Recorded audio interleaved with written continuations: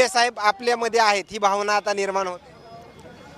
गोपीनाथ मुंडे साहेबांचं वर्चस्व एवढं मोठं आहे, पक्षासाठी त्यांनी पूर्ण त्याग केलेला आहे. आणि विलासराव देशमुख साहेब असू, प्रमोद महाजन असू, हे तिघांची मैत्री एवढी होती घट्ट. कुठलंही राजकारण असेल, फक्त व्यासपीठावर असेल, बाकी इतर नंतर मग बघितलं तर एकत्र करून त्यांनी काम करत होते. बाहेर फक्त दाखवतो आम्ही विरोधी पक्ष आहेत, पण ज्यावेळेस त्यांनी एकत्र जेव्हा कुठेही बोलत असतील तर पूर्ण विकासाचा आराखडा तिघं मिळून करत होते.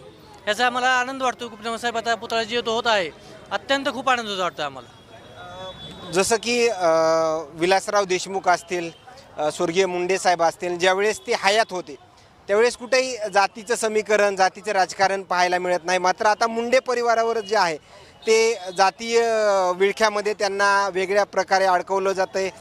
असं तुम्हाला वाटतंय का या सध्याच्या वातावरणामध्ये विधानसभा लोकसभेच्या माध्यमातून? असं वाटतं अजिबात नाही. कारण कसं आहे, विरोधी पक्षांना काही ना काही लागतं.